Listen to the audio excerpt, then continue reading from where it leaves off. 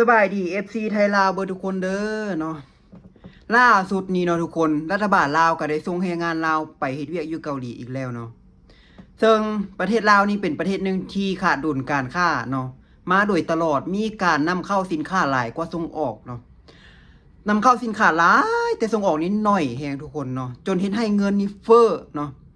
เงินเฟ้อประชาชนอยู่บ่ได้ออกนอกประเทศนี่ไปขายแฮงอยู่ต่างประเทศเนาะนี่คือวิธีสลัดเนาะอันซ่านสลัดของรัฐบาลลาวที่ส่งแรงงานไปขายแฮงอยู่ต่างประเทศเอาเงินหาเงินเข้าประเทศเนาะเงินตาเข้าประเทศแบบบ่ต้องส่งออกสินค้าใดๆทั้งสิ้นเนาะ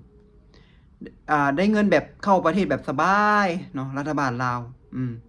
กดขี่คนหีดประชาชนรัฐบาลลาวนี่อาศัยแรงงานเนาะที่ไปขายแฮงต่างประเทศหาเงินเข้าประเทศหาเงินตาต่างประเทศเนาะเข้าประเทศเฮ็ดให้เศรษฐกิจลาวนี่บ่ตกต่ำหลายก่อนนี้เนาะทุกคนเนาะรัฐบาลลาวนี่ต้องเฮ็ดตัวดีๆได้เนาะต้องเฮ็ดตัวดีๆกับแรงงานพวกนี้เนาะเพราะว่าแรงงานเรานี่มีบุญคุณต่อรัฐบาลลาวเนาะทุกคนถ้าสิให้อาศัยเพื่อนร่วมอุดมการณ์ด้วยกันบ่ว่าสิเป็นจีนเวียดนามเนาะมีแต่เขาสิมาสูบเอาทรัพยากรธรรมชาติของลาวไปเนาะเฮ็ดให้ค่าเงินของเงินกีบของลาวนี่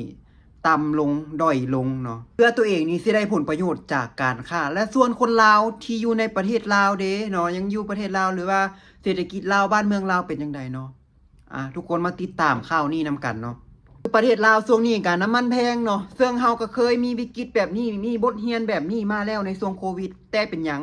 มันคือให้เกิดซ้ำเหือซ้ำหอยกันเนาะมีข่าวนี้ออกมาเนาะนายกให้กระทรวงการเงินค้นคว้าปรับปรุงคอร์สนำเข้ารถไฟฟ้าให้กระทัดรัดลดผ่อนค่าใช้จ่ายที่บ่จำเป็นเพื่อส่งเสริมการนำใช้รถไฟฟ้าภายในประเทศมันก็สิคือการค้นคว้าขุดค้นบ่เฮนั่นแหละบ่มีกฎหมายรองรับเนาะบ่มีกฎหมายรองรับใดๆทั้งสิ้นเนาะถ้าหากว่าเกิดหยังเกิดขึ้นกับประชาชนมานี่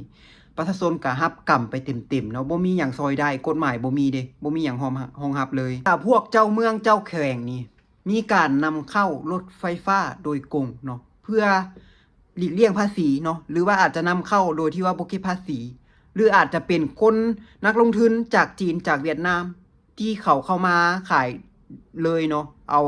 ธุรกิจของเขามาขายในประเทศลาวเลยเนาะก็คือคนลาวบ่ได้รับผลประโยชน์หยังเรื่องนี้เนาะ